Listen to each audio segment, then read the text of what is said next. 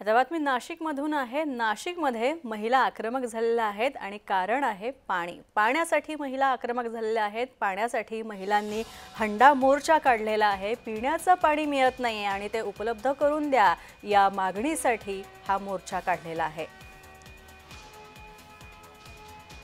दरम्यान याचा आढावा घेतला आमचे प्रतिनिधी किरण गोटूर यांनी। आज नाशिकमध्ये पाण्यासाठी महिला आक्रमक झाल्याचं आपल्याला बघायला मिळतं। जिल्हा परिषदेवरती हंडा मोर्चा हे महिलांनी काढलेला आहे। आज महिला दिन आहे आणि महिला दिनाच्याच दिवशी महिला ज्या आहे पाण्यासाठी आक्रमक झाल्याचं आपल्याला बघायला मिळतो।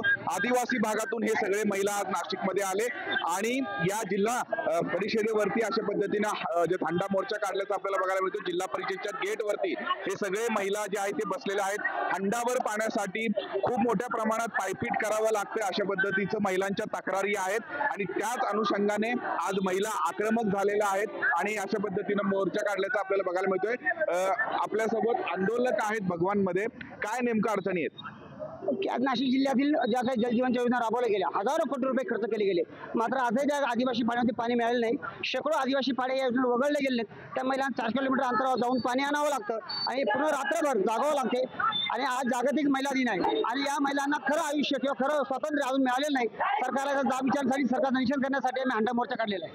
आज इथे कोणाशी चर्चा झालेली आहे का किंवा किती वेळ आंदोलन करणार आहे? जोपर्यंत आमचं काही समाधान होत नाही तोपर्यंत आम्ही आंदोलन सुरू ठेवणार आहोत। काय मागण्या आहेत नेमकं? की ज्या आदिवासी पाड्यांवरती ज्या जलजीवन योजनेचं पाणी मिळालं पाहिजे होते त्या लोकांना एक पाणी मिळावं, रोज मिळावं, 24 तास पाणी मिळावं। 15 दिवस महिलांना पाणी मिळत नाही। 4 किलोमीटर अंतरावर जाऊन रात्रभर पाणी आणावं लागतं। तर त्यामध्ये त्यांना त्या योजना सुरू कराव्या आणि त्या दोषीवरती कारवाई करावी, चौकशी करावी, आपण योजना पूर्ण करावी। अशा पद्धतीची मागण्या आहेत। किरण गोटूर, जय महाराष्ट्र न्यूज, नाशिक।